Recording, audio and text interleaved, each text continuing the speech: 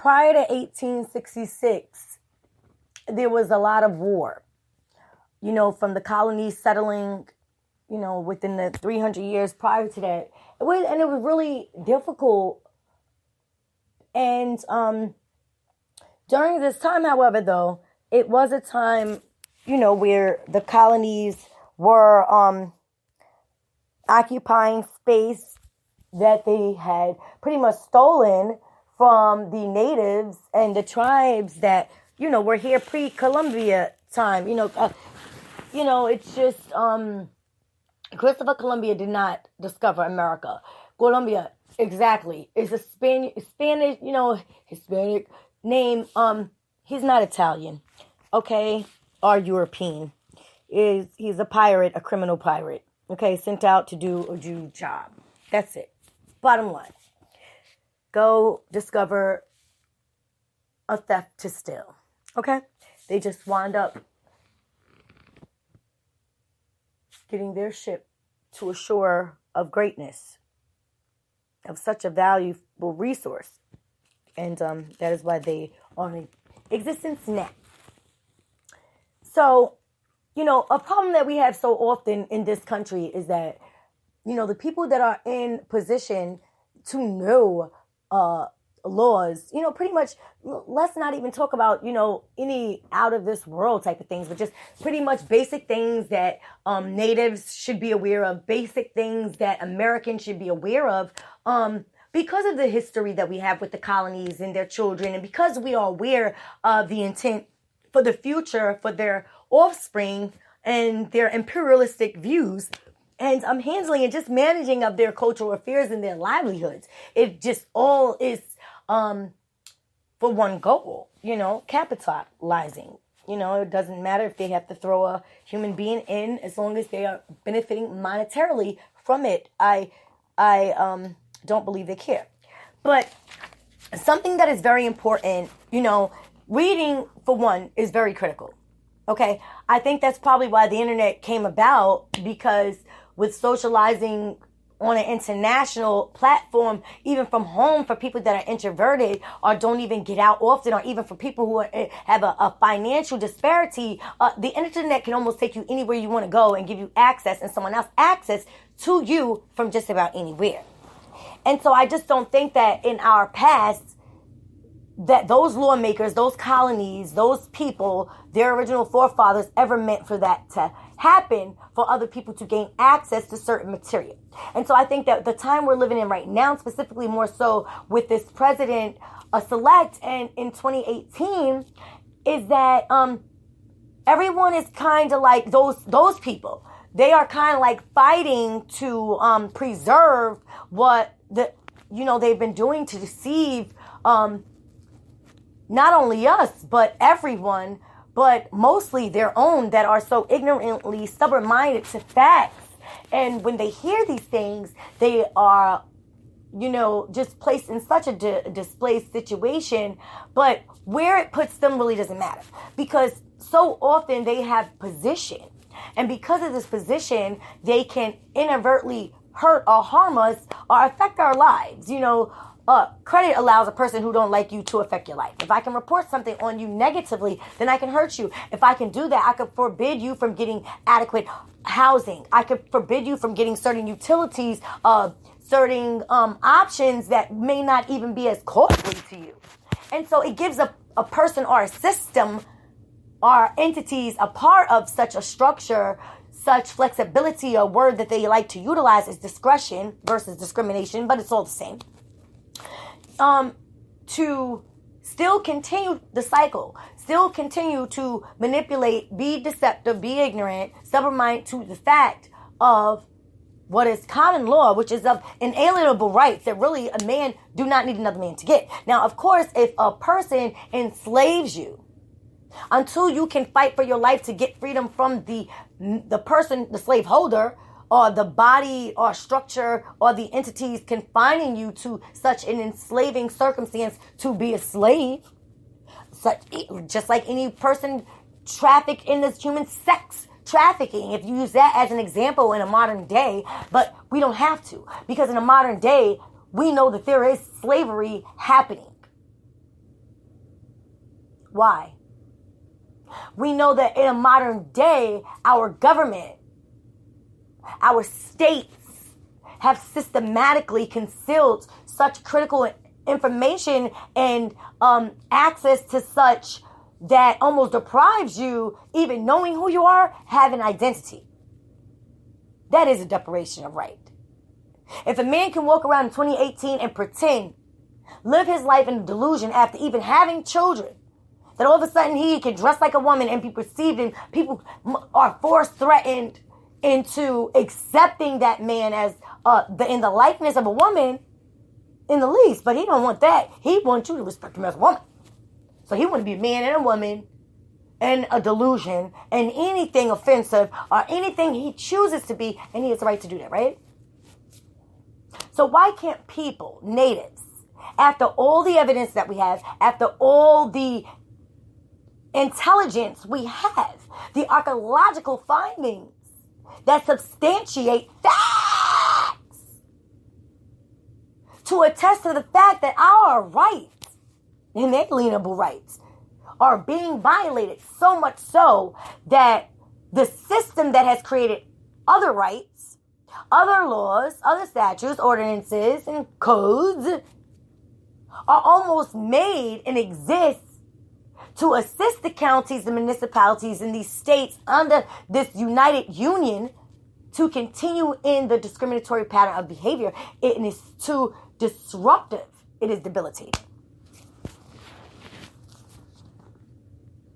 And so we have our children, ourselves, we're spending years of time, labor into a system. Let's just say 12 years. From kindergarten, 12, well, actually, that's 13, okay?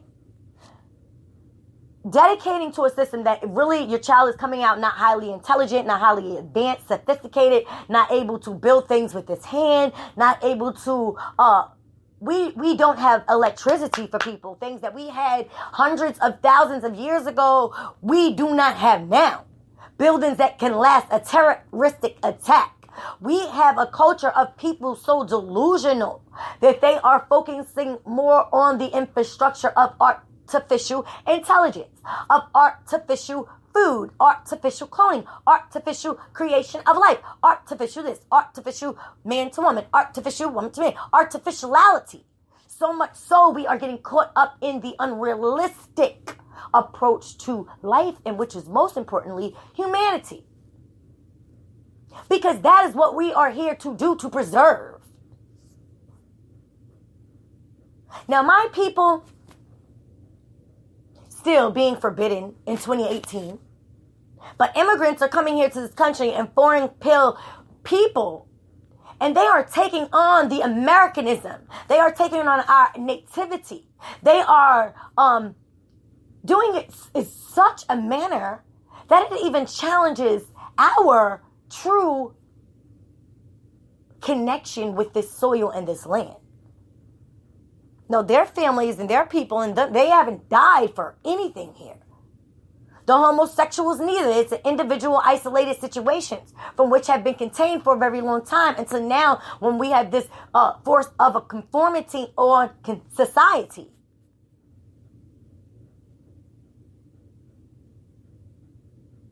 And as a native of this land, as a Cherokee, whose ancestors, my people, were murdered, mutilated, were ran out, were given 2 years by this United States Union. 2 years to vacate our own land. We did not sign it over. We did not give it to the European settlers, the colonies, nor their offspring or their offspring's children.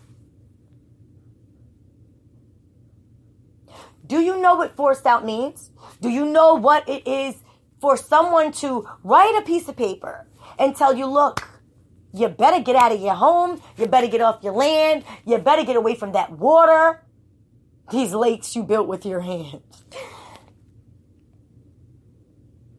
Before we get here to continue the annihilation of you and your people, to ensure that you warriors are not here, that we are going to use our firearms and our guns, our rifles, and we are going to kill as many of you as we can. Our military the Confederate Army, admirals from Great Britain's offspring. They are going to kill my people. If you know anything about my history, my American native history, then you know that there was devastation in the Trail of Tears for the Indians, what you call the Indians. We defied the thought of someone coming and running us off of our land, from our homes, from the soil we nurtured.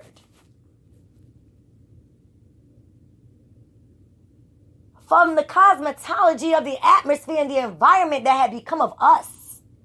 It's not of you. We are spiritually connected to this land and to the air that we breathe before you polluted it. And what can be contributed from the European colonies or their children or the settlers, that is not destructive. We don't need rules of organizing anything for us. We are adults with children, with minds.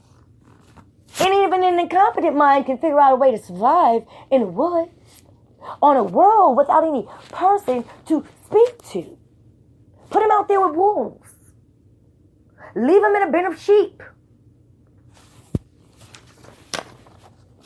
And so when I speak from the tongue of a Native American.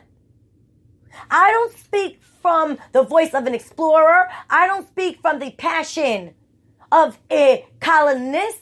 I don't speak from the hatred of a settler.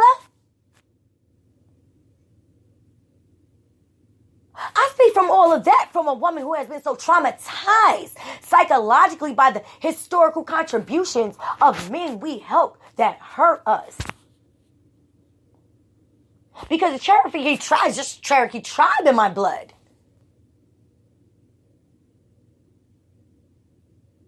What the Moors have done for this nation and for the United States is impeccable.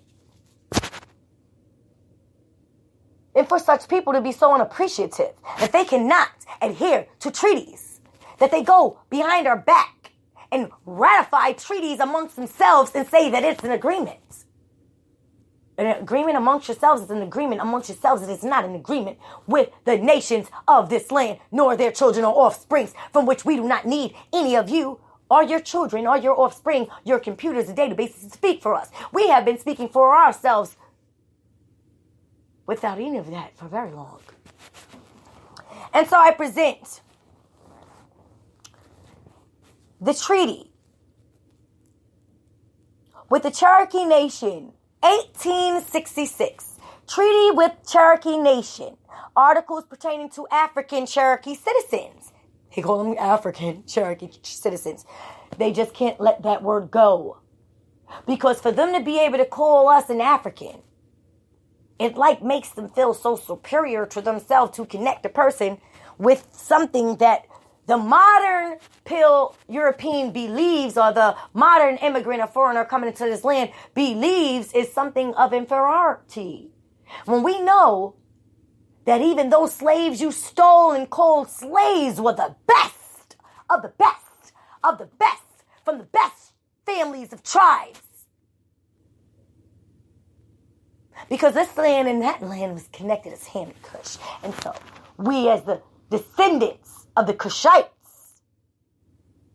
have been speaking.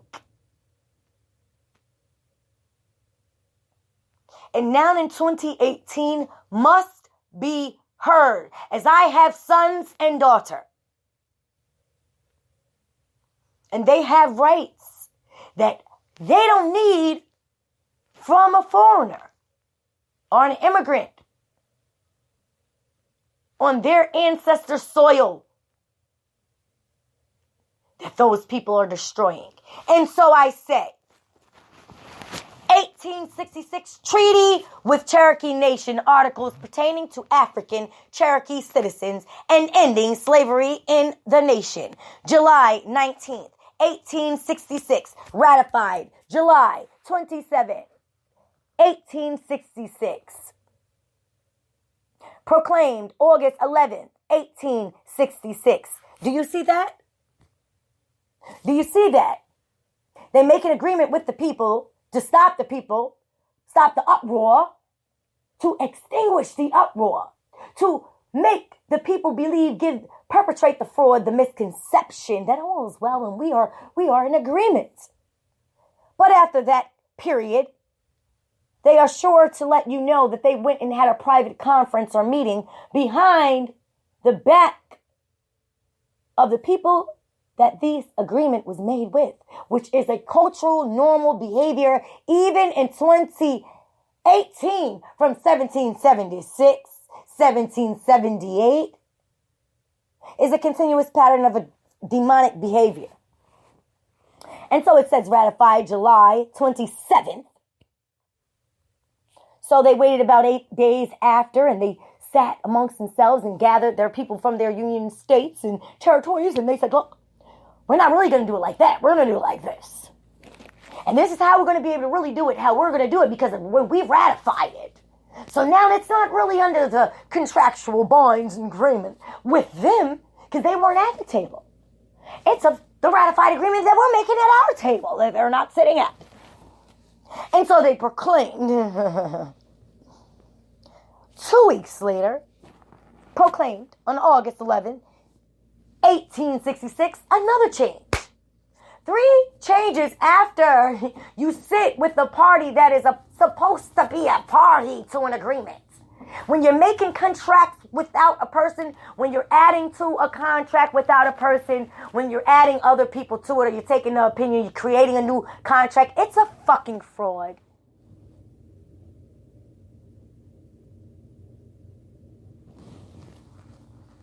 And so, again, 1816 Treaty with Cherokee Nation. Articles pertaining to African Cherokee citizens and ending slavery in the nation. Article 4. All the Cherokees and freed persons who were formerly slaves to any Cherokee and all free Negroes not had been such slaves who resided in the Cherokee Nation prior to June 1st, 1861, who may within 2 years elect not to reside northeast of the Arkansas River and southeast of Grand River, shall have the right to settle in and occupy the Canadian District southwest of the Arkansas River, and also all the tract of country lying northwest of Grand River, and bounded on the southeast by Grand River, and west by the Creek Reservation, to the northeast corner thereof, from thence west on the north line of the Creek Reservation to the 96th degree of west longitude, and thence north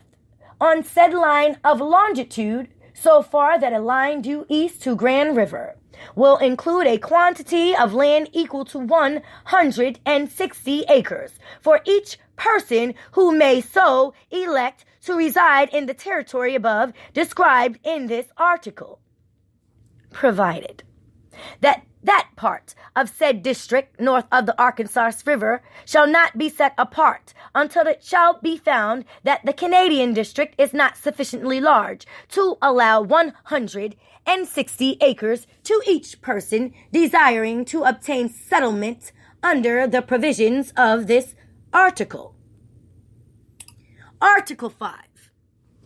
The inhabitants electing to reside in the district described in the preceding article shall have the right to elect all their local officers and judges, and the number of delegates to which by their numbers they may be entitled, and in any general council to be established in the Indian Territory under the provisions of this treaty, as stated in Article XII, and to control all their local affairs, and to establish all necessary police regulations and rules for the administration of justice in said district, not inconsistent with the Constitution of the Cherokee Nation, are the laws of the United States, provided the Cherokees resided in the said district shall enjoy all the rights and privileges of other Cherokees who may elect to settle in said district as hereinbefore provided, and shall hold the same rights and privileges and be subject to the same liabilities as those who elect to settle in said district under the provisions of this treaty. Provided also that if any such police regulations or rules be adopted which, in the opinion of the President, bear oppressively on any citizen of the nation, he may suspend the same, and all rules or regulations in said district or in any other district of the nation discriminating against the citizens of other districts are prohibited and shall be void. Article 9. The Cherokee Nation having voluntarily, in February 1863, by an act of the National Council, forever abolished slavery, hereby covenant and agreed that never hereinafter shall either slavery or involuntary servitude exist in their nation otherwise than in the punishment of crime, whereof the party shall have been duly convicted in accordance with laws applicable to all the members of said tribe alike.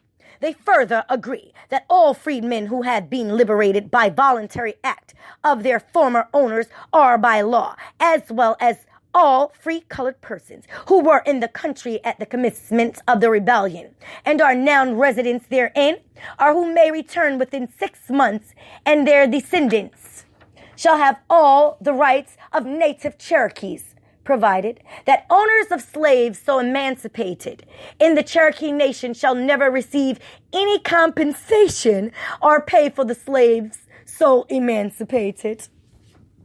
Article 10.